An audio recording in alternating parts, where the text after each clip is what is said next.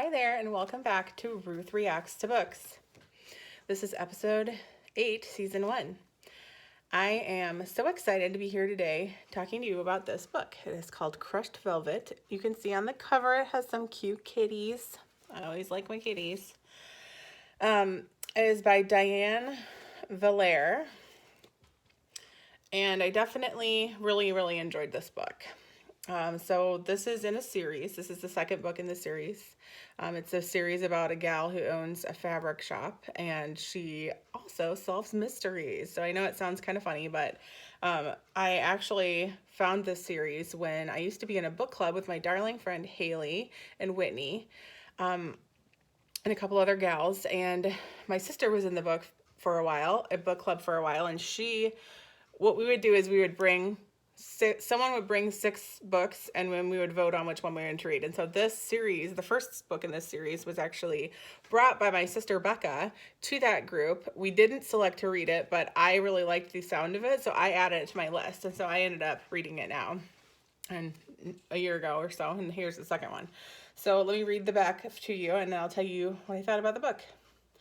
Fabric shop owner Polyester Monroe is back in business, this time getting wrapped up in a diabolical but crafty case of murder.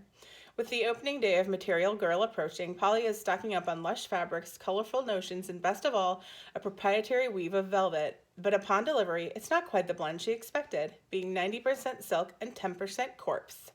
Crushed under a dozen bolts of fabric is Phil Gerard. His wife, Genevieve, local tea shop owner and close friend of Polly, is the prime suspect. Granted, Phil may not have been the perfect husband, but surely Genevieve had no reason to kill him. There's just a small matter of Genevieve's own incriminating confession. I'm afraid I killed my husband. Now, as Material Girl's grand opening looms, Polly is torn between a friendship pulling apart at the seams and finding a smooth killer with a velvet touch. Ha, cute. So I gave this book 4 stars, and the reason I gave it 4 stars is truly it was well written.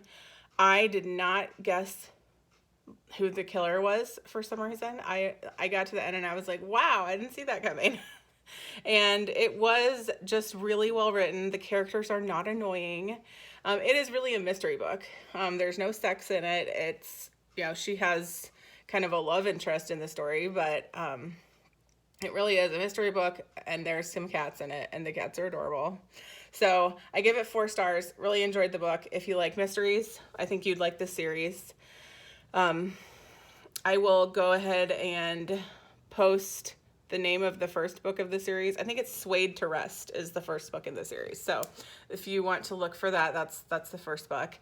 If this book was a food, so I gave it 4 stars, and if it was a food, I decided to go with a really beautiful ciabatta cheese and tomato sandwich. That's one of my favorite kinds of sandwiches. I think it's kind of a British thing, cheese and tomato sandwiches, but it is one of my favorite sandwiches, and when it's done well, it can be really delicious. So there is a bakery in this book, and while they don't necessarily sell ciabatta bread, they sell croissants, but yeah, it would be a delicious, perfect sandwich of whatever filling you like, but for me, cheese and tomato. So until we meet again, friends, enjoy reading.